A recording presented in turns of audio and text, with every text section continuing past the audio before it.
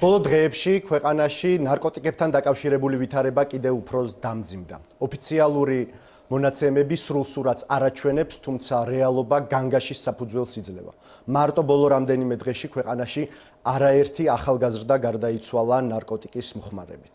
ეს უკვე აღარ არის ცალკეული შემთხვევები, ეს არის ნარკოპოლიტიკის სისტემური კრიზისი.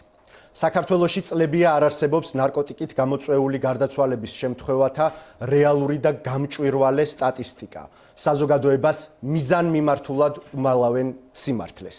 უკვე მესამე წელია ქვეყანაში ნარკოვითარება პრაქტიკულად უკონტროლოა. ქართული ოცნების ხელისუფლება ვერ მართავს სიტუაციას და რაც უფრო საგანგაშოა, აავლენს პოლიტიკურ ნებას, რომ მოაგვაროს ეს უმძიმესი პრობლემა. დიახ, ჩვენ ხშირად ვხედავთ პრაქტიკულად ყოველ დღე ნარკორეალიზატორთა დაკავების კადრებს, თუმცა ეს არის უფრო მეტად ზედაპირული და არც ერთ შემთხვევაში კომპლექსური სისტემური ბრძოლა.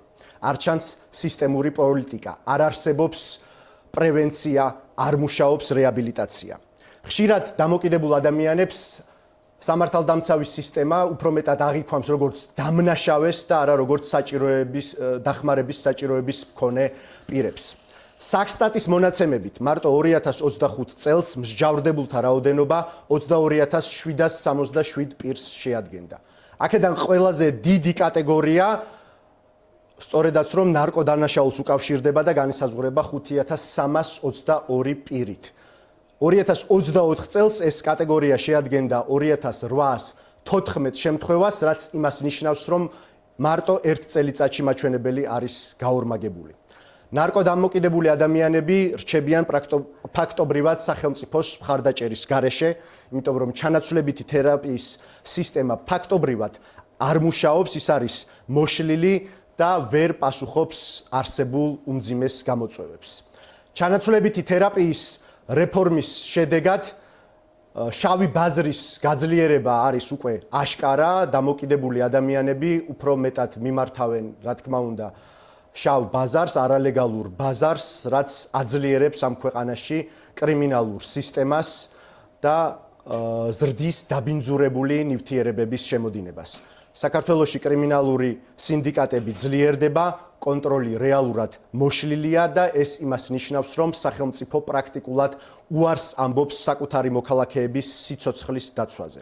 სწორედ ამიტომ ძლიერი საქართველო ლელო მიმართავს საქართველოს შინაგან საქმეთა სამინისტროს და ყველა შესაბამის უწყებას.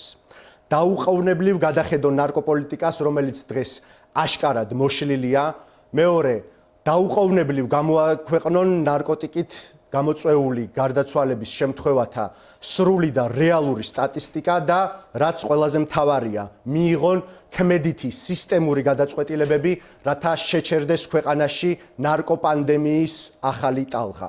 დღეს უკვე საუბარი აღარ არის კრიმინალზე, საუბარი არის სიცოცხლეზე, ახალგაზრდებზე და ქვეყნის მომავალზე. სახელმწიფოს მხრიდან დუმილი არის მხოლოდ და მხოლოდ თანამონაწილეობა საქართველოს ამ ეროვნულ ტრაგედიაში.